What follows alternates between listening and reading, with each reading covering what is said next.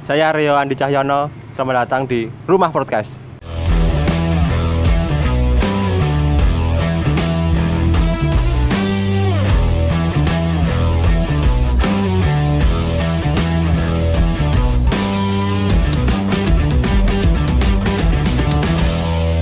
Selamat datang di Rumah Podcast teman-teman, bersama Rio Andi Cahyono, seorang YouTuber, konten kreator, lawak kafe di sini. Video-video pendek, terus baperin news ya. Masih jalan nggak tuh ini baperin news ini? Udah saya matikan ya. Padahal itu udah dapat AdSense gitu. ya mau sih. Tapi saya gitu cancel. Oh ya, sekarang lagi sibuk ini ya, penanganan COVID ini ya di PMI Wates. Ya, kebetulan saya menjadi relawan PMI, terus saya gabung di Satgas Gugus Tugas di Kabupaten Kulon Progo. Oh iya, ini untuk cerita buat teman-teman ya. Aku dulu itu pernah kolaborasi sama Rio di YouTubeku, dan juga di YouTube-nya Rio itu ada bahas tentang keanekaragaman Lebaran ya. Itu setahun apa 2 tahun yang lalu ya kayaknya. Itu Lebaran tahun kemarin ya, Lebaran. Tahun kemarin lah itu di lapangan tenis ini ya juga ya di sini ya. Iya kering sih kan gak telo iki. Ning asem lho. Backsoundmu ki kenapa campur sari uyon-uyon ngono lho dadi ngantuk lho tatan ki. Nanti bisa dilihat di YouTubeku apa di YouTube-nya Baperin News. Sekarang Rio sibuknya itu ya di PMI itu ya. Ini lagi libur atau gimana ini? Ya kebetulan ini lagi turun jaga terus. Itu ada jadwal rutinnya ya? Rutinnya gimana ini? Oh ada. Jadi di posko COVID itu saya gabung di posko dekontaminasi. Jadi posko buat steril ambulan yang mau ngantar jenazah. Terus kalau ada pemakaman juga saya ikut pemakaman. Oh, itu timnya dibagi apa aja toh? Maksudnya kan itu ada dekontaminasi ya. Itu ada tim-tim lain nggak? Soalnya teman-teman Rumah Podcast kan belum tahu juga atau mesti ada yang belum tahu. Kalau di tim dekontaminasi itu ada tim yang pertama itu tim supplier, itu tim yang nyemprot. Kalau yang banyak sekarang itu yang pakai klorin buat nyemprot mobil atau motor yang dari zona merah itu. Kalau yang kedua itu tim pemakaman. Itu tim pemakaman itu kalau ada jenazah pasien COVID atau jenazah dari zona merah datang terus dimakamkan, yaitu tim pemakaman itu yang bergerak. Sebelum kita beranjak ke berita-berita yang menarik itu kan seputar pemakaman itu ya. Aku mau tahu kalau sebenarnya dari tugas tim gugus tugas itu tugas utamanya itu apa tentang penanganan COVID ini? Kalau tahu saya, kalau gugus tugas itu kan meliputi ada tim buat kampanye, kampanye hidup bersih dan sebagainya itu. Terus ada tim yang khusus untuk menangani pasien di lapangan itu ya, kayak tim dekontaminasi itu yang di lapangan itu. Berarti itu dekontaminasi itu masuk ke yang tim lapangan itu ya? Ya itu yang masuk yang tim lapangan. Kalau tugas-tugas dari dirimu selain tadi ada lagi nggak tugas yang lain? Saya ya fokus itu kalau ada pemakaman ya pemakaman, terus kadang-kadang juga sprayer atau itu nyeteril ambulan. Itu kalau kamu bisa nggak menghitung sudah berapa kali tugas di lapangan kasus-kasus seperti itu? Waduh, berapa Pak? Itu mulai bulan apa itu? Maret mulai pemerintah bikin tim satgas, terus ya tim dekontaminasi, terus menggandeng ada dari PMI, ada BPBD itu yang membawai karena BPBD itu dari pemerintah, terus ada juga dari MDMC. Terus ada relawan dari JPM dan relawan lainnya. Berarti itu ada penugasan tertentu ya? Ada nggak, kalau tak suruh ngitung kan udah banyak banget tugasmu. Ada nggak cerita di balik itu semua yang menarik menurutmu yang bisa di-sharingkan ke teman-teman Rumah Podcast? Apa sih yang mungkin teman-teman belum tahu yang tugasmu di lapangan itu seperti apa? Atau bisa diceritakan kronologisnya? Atau ada hal menarik yang bisa diceritakan? Ini ada pengalaman teman-teman ya, saya juga pasti gitu, ada pemakaman yang gimana ya, sedikit kalau dibilang mistis ya gimana ya, itu kan pemakaman itu kiriman dari Yuna Merah dari Jakarta. Terus kita tim pemakaman berangkat Itu sampai kenapa dimakamkan di sini? Maksudnya Ya. lemparan dari sana atau itu memang keluarganya di sini gitu? keluarga di sini. Kebetulan tempat tinggal di sini di Jakarta itu bekerja. Kebetulan di Jakarta itu meninggal, terus dari rumah sakit Jakarta itu mengirim jenazah ke sini untuk dimakamkan di sini gitu. Eh, itu pemakaman itu jam 3:30 pagi karena itu sebenarnya penyakitnya itu bukan penyakit corona, itu karena penyakit dalam non infeksius. Jadi dari sana itu cuma dipeti, kan itu mayatnya dipocong ya. Nah, sampai di pemakaman di lubang diturunin, ternyata apa itu tali pocongnya belum dilepas. Terus tim suruh ngelepas. Nah, kita lepas sudah. Habis itu kan pakai peti. Kalau pakai peti itu kan kalau penguburan pakai peti itu tidak pakai itu loh. Apa itu? Sing kayu-kayu ini. Kayu-kayu buat Papan-papan itu. papan-papan. Kalau cuman yang apa pocong, nah itu dimasukin kan ada kayu-kayunya. Kalau peti kan enggak. Nah, peti langsung. kalau peti kan langsung. Nah, itu dibuka kan kalau udah Itu pakai peti atau enggak? pakai peti dibuka. Nah, tapi ada pihak keluarga yang itu nggak usah ditutup aja. Nggak usah ditutup. Nggak usah ditutup aja. Nggak usah ditutup aja. Nah, kita kan berdebat. Pakai peti tapi nggak ditutup. Kan tadi dibuka buat ngelepas tali pocong. Nah, terus habis itu kita udah dilepas tali pocongnya. Kan tim mau nutup peti itu, tapi pihak keluarga tidak mengizinkan. Nah, kita berapa menit gitu berdebat sama saya nego lah. Ini mau ditutup karena tidak ada yang nutup papan-papannya. Terus ada ugel-ugel ya. Terus keluarganya itu nggak apa-apa, ini nggak usah ditutup. Padahal itu kan udah pokoknya pemakaman secara itulah udah dikiblatkan, terus pokoknya udah itu tinggal itu sebenarnya kan kalau ditutup pakai peti kan sebenarnya nggak apa-apa karena kondisi seperti saat ini kan, tapi keluarga menolak. Ya, nego tapi alot ya udahlah kita ngalah sebagai manut keluarga. Itu peti, lalu saya merinding, peti itu langsung langsung ketip tanah itu langsung dimasukkan ke peti itu. Jadi melihat pocong kejatuhan tanah prok kayak orang memakamkan itulah. Mohon maaf. Perang gitu ya kali ya. Langsung lah. Itu nggak ada. Sebenarnya kita agak mau bilang saya nggak mau nggak tega ya gimana ya udah kita uruki aja kita sampai itu udah selesai. Kita pamit, kita berdoa di situ, kita pulang, kita kembali ke tim dekon untuk menyetelkan tubuh dan ambulan. Habis itu malam kan udah ada pagi, malam setengah 4 pagi kan itu udah pagi. Terus malam semua tim itu ada yang pertama ada yang diganggu, bukan diganggu ya, ketok-ketokan itu. Ada yang nampak gitu. Terus primpeni gitu. Ada yang diprimpeni, terus ada yang juga yang kalau bahasa Jawa itu tindian itu sleep paralyzed. Tindian. Cerita teman saya yang tindian itu, dia itu tidur terus ada yang tapi wujudnya itu hitam. Kan ada kayak yang bangunin. Terus itu teman saya itu bangun kok ada hitam-hitam terus menggerak nutupi wajah. Teman saya kaget, itu semakin kenceng dan berdoa, terus ternyata lepas. Terus hampir semuanya itu satu tim itu yang kena nguburin itu satu tim berapa orang tuh? Yang satu tim itu 8 orang. Itu 8 orang ngalami hal yang sama? Kalau itu cuman 1 orang atau 2 orang bisa jadi itu kecapean atau gimana. Iya. Itu semua semua tim ngumpul itu. Ceritalah, Pak aku ngimpi ngene, kok podo, kok hampir semua sama. Oh, apa mergo makam ke pas esuk-esuk ae apa ya.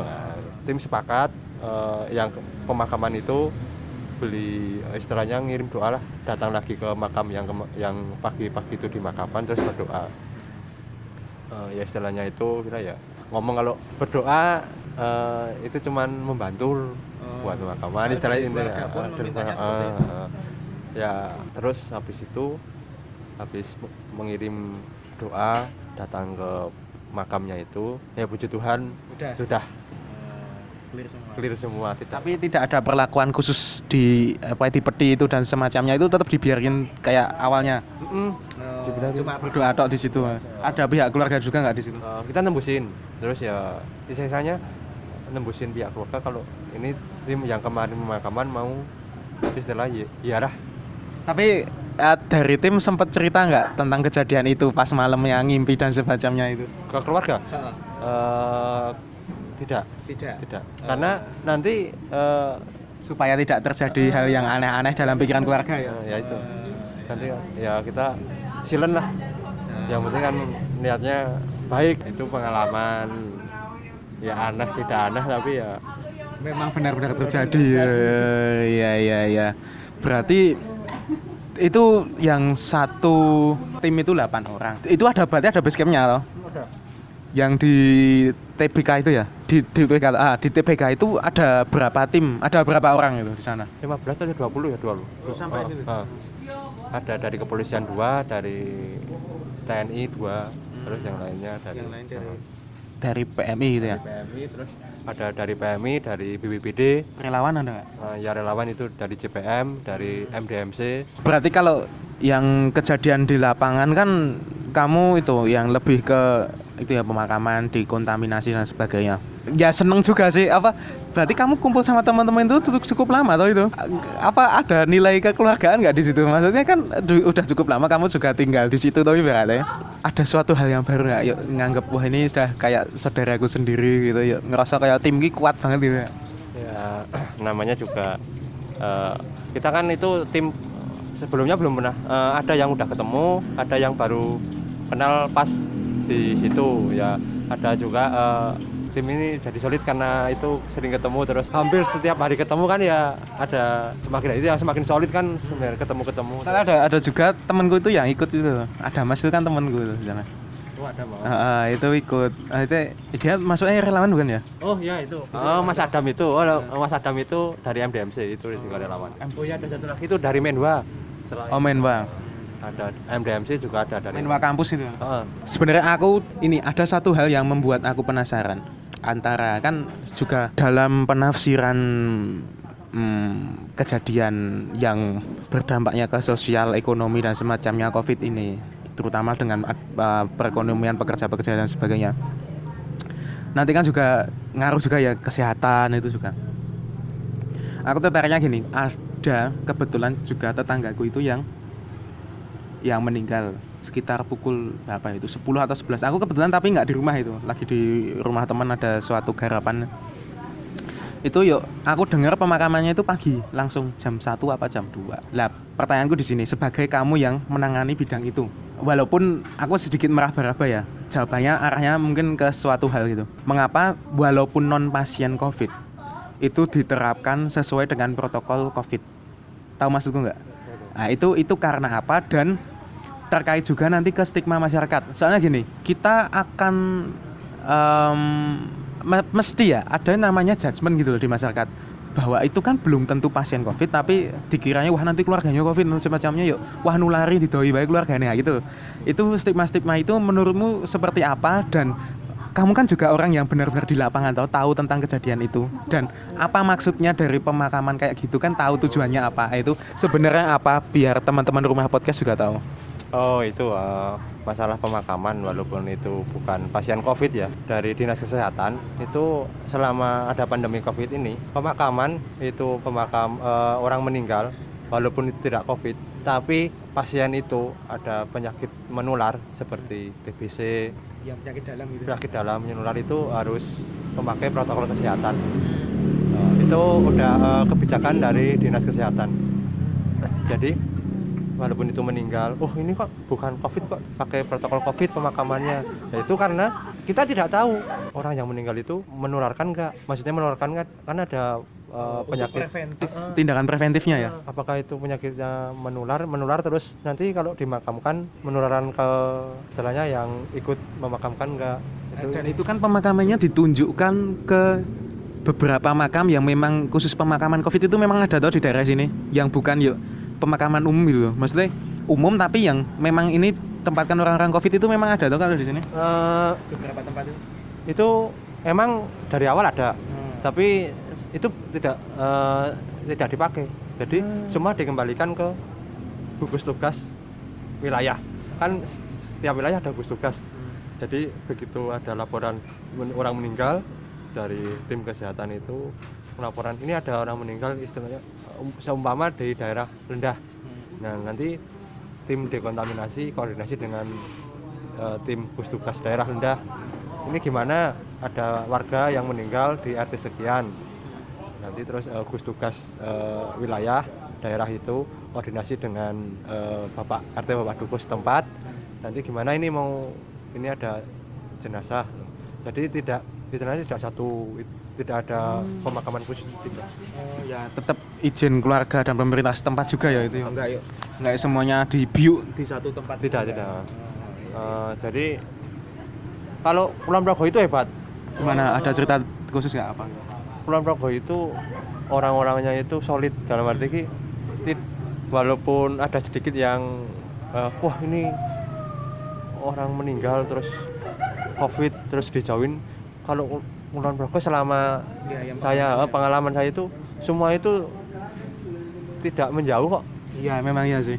Jadi walaupun sedikit-sedikit ada itu tapi kalau di Bunglata enggak. Kayak contoh pas awal-awal itu ada kiriman dari Jakarta, itu orang pengasih, terus ada juga keluarga yang di Wates.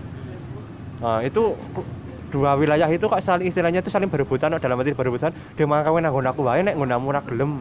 Jadi menawarkan ya. Diri itu loh. Jadi nek yang lainnya biasanya nanggonmu wae. Nah ini enggak malah. Kalau kamu enggak kalau dimakamkan di wilayah itu tidak mau ya di wilayah saya.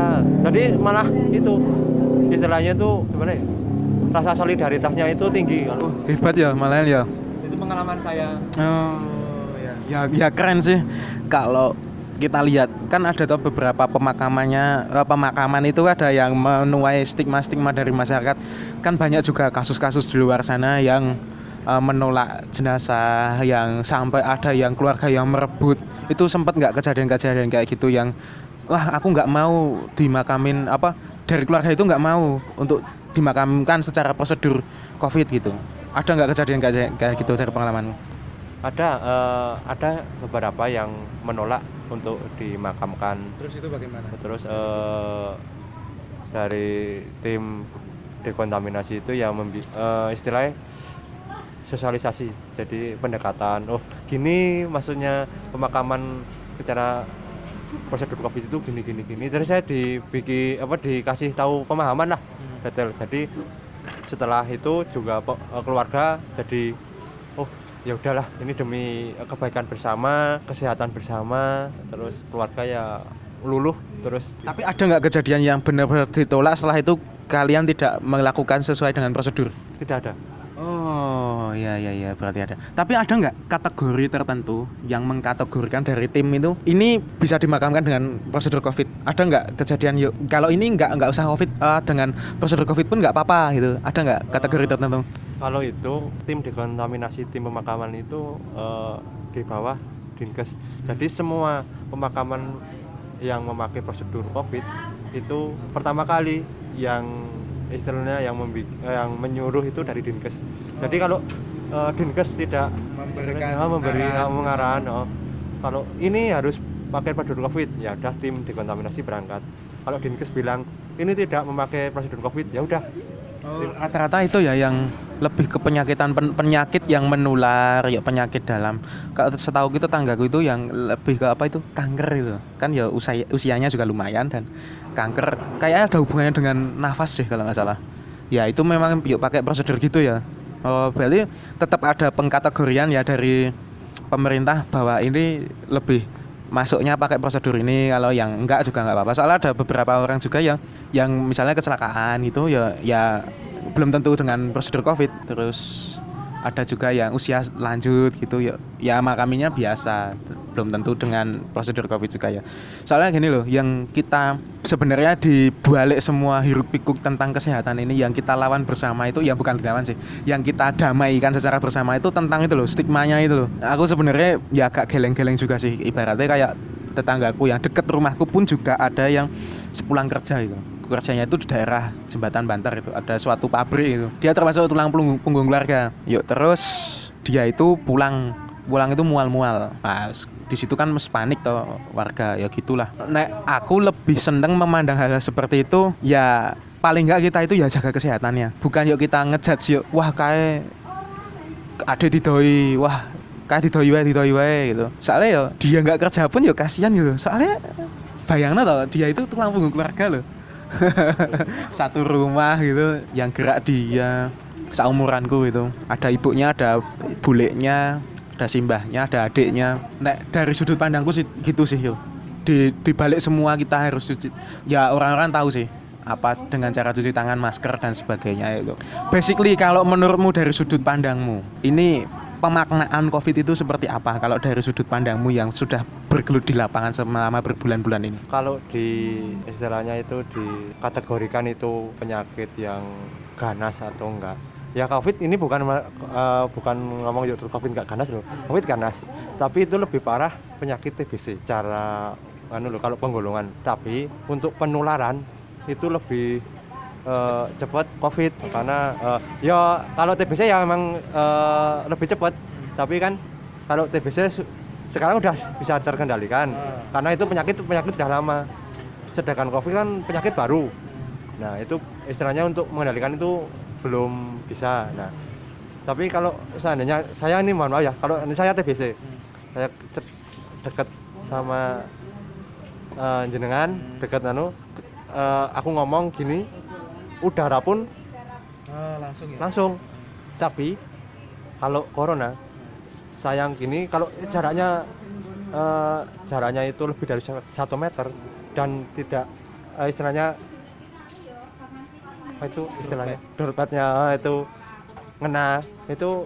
Kalau dari informasi yang kamu tahu, dari yang kebenarannya kan kamu juga dapat sosialisasi dari pemerintah juga toh. Itu yang benar itu kan ada ini anggapan opini-opini itu terlalu liar ya menurutku ya. Yang sebenarnya itu kalau penularan Covid itu dari airborne atau dari droplet. Kalau droplet kan percikannya. Kalau airborne kan dari udara ini. Nah, yang benar itu yang mana sih? Oh, itu pernah ada yang ngomong kalau Covid itu dari droplet cipratan. Pertama dari cipratan, terus dari kalau pasien Covid terus nyentuh barang-barang dan itu. Terus yang kedua itu bukan airborne. Apa itu airborne dari? Tapi itu cipratan air liur. Kalau ngomong air liur, cipratan air liur itu kan ada partikel kecil-kecil. Nah, selain itu nyempat juga ada kecil itu ke bawah angin. Tapi itu nggak jauh. Oh, nggak bisa jauh. Itu ya makanya ada jarak 1 meter kan itu. Tujuan jaga jarak itu ya. Nah, itu selain cipratan air liur itu jalannya nggak jauh, kalau seandainya ada yang ke bawah angin itu juga nggak akan jauh. Berarti yang perlu diluruskan itu ya, bahwa yang utama itu di dropletnya itu ya. Maka dari itu disuruh pakai masker dan semacamnya itu supaya mencegah dropletnya itu. Oh.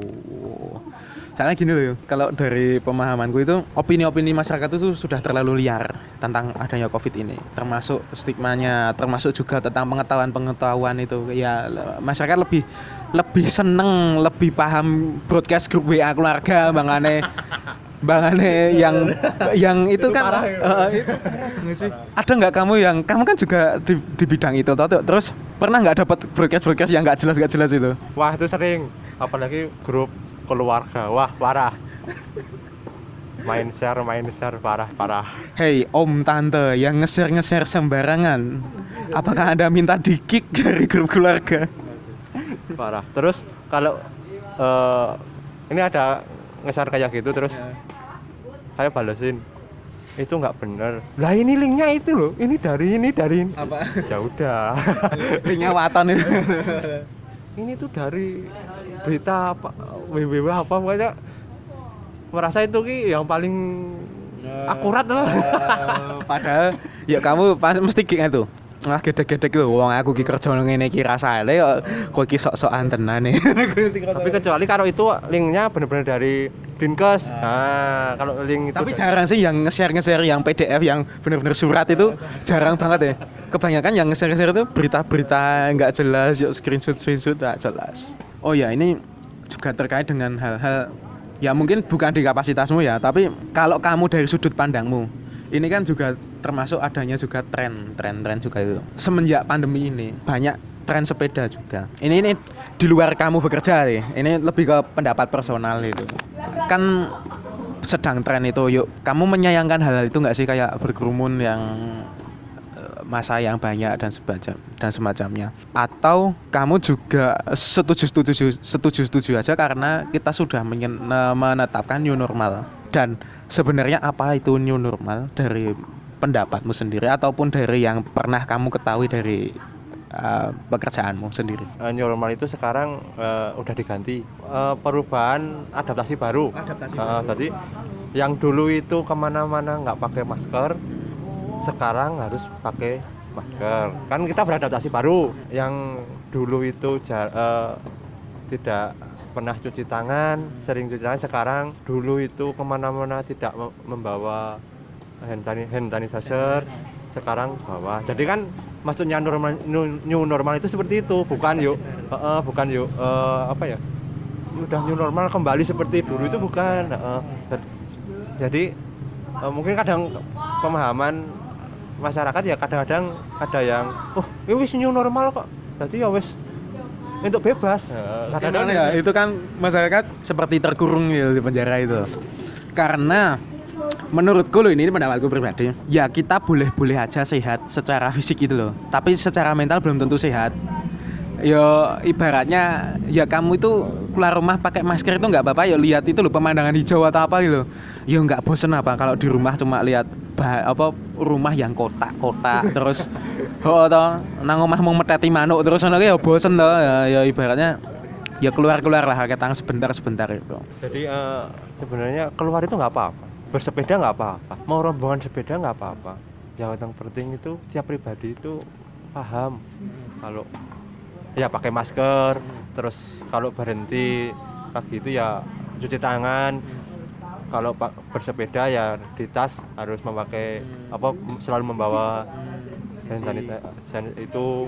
Terus kalau berhenti jajan di warung ya pokoknya dengan adaptasi baru tadi lah. Kalau bersepeda rombongan ini sebenarnya kalau saya sih iya ya gimana ya, bagus saja selama itu ya itu secara safety-nya itu loh juga. Yuk yuk sak-sake nang dalan gitu loh. Yang aku sayangkan itu kan aku juga nyepeda itu sebelum adanya tren ini ya. Yuk kok tiba-tiba banyak banget yang nyepeda itu. Aku ngerasa kayak gini loh, asem ya tadi tren. Oh ya itu bagus. Terus ada kebiasaan baru yang dulunya nggak ada, sekarang jadi ada. Misalnya kayak kalau dulu kan orang-orang misalnya pergi ke warung itu pada pakai motor itu, sekarang nggak, pada pakai sepeda. Berarti itu kan ada pola kesehatan yang baru. Yuk kita mengurangi bahan bakar yang membuang yang tidak bisa diperbarui gitu loh. Kalau sepeda kan kita lebih sehat dan semacamnya itu. Sebenarnya dalam pandemi ini kita belajar banyak sih. Terutama lagi kalau yang mahasiswa juga yang lulus cepet yo ragi endang wisuda, sing lagi penelitian ya juga kacau gitu loh ya. Semua itu pada belajar, khususnya di rumah aja itu lebih, kalau dalam bahasa istilahnya itu muhasabah gitu. Kita introspeksi diri gitu, di rumah itu ngapain aja gitu. Yuk bisa lebih dekat dengan keluarga. Ini sebenarnya bagus sih pandemi ini. Poin-poin pandemi ini bagus sih, positif banget. Sebenarnya ya kalau ya emang pandemi itu merubah tataran dunia lah. Tapi ya juga di Bali itu juga ada hikmahnya tadi. Yang dulunya itu gimana ya, jarang di rumah, sekarang sering-sering di rumah. Yang dulunya itu aku pengen tuker rokok nang kono kae. bu motor. Nah, sekarang ya karo olahraga lah Covid. Ya kan ya banyak juga istilahnya hikmahnya lah di balik corona. Terus orang-orang tua yang guru-guru sing sampun sepuh-sepuh diku yuk ngano kita belajar internet lagi gitu. Ya belajar internet itu bagus tuh sebenarnya. Nah, tidak semengerikan yang kita bayangkan sih menurutku. Gini loh. Aku orang awam ya yang nggak bekerja di situ ya.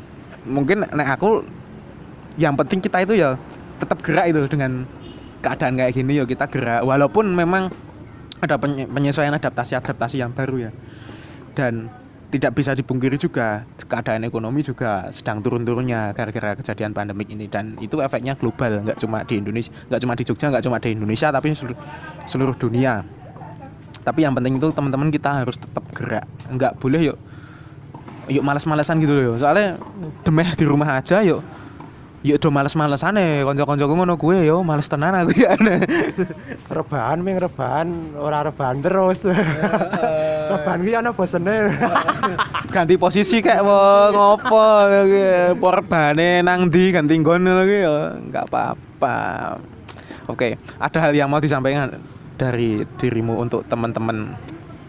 Ya selama ada pandemi ini ya apalagi ini DIY ya diperpanjang lagi untuk masa daruratnya sampai bulan depan Agustus itu sampai bulan tanggal akhir Agustus itu mungkin kalau ini kondisi di Yogyakarta itu masih seperti ini mungkin bisa diperpanjang lagi sampai Desember. Jadi ya buat teman-teman yang istilahnya yang bekerjalah tapi tetap protokol kesehatan. Jangan lupa kalau di tas itu sekarang harus membawa tisu kering, tisu basah. Terus kalau bisa ya bawa sendok garpu sendiri. Terus hand sanitizer juga selalu dibawa. Masker jangan lupa, tetap kalau jaga jarak. Ya pokoknya protokol kesehatan itu selalu diterapkan. Ya. Kalau itu semua itu diterapkan, ya semoga aja ini tidak berlarut-larut lah, berkelanjutan lah begitu. Selak saya selak tele-tele lah. ben ra gendang sing nganggo klambi-klambi ngono ki ngarai sumuk to. Ya terima kasih Rio Andi Cahyono.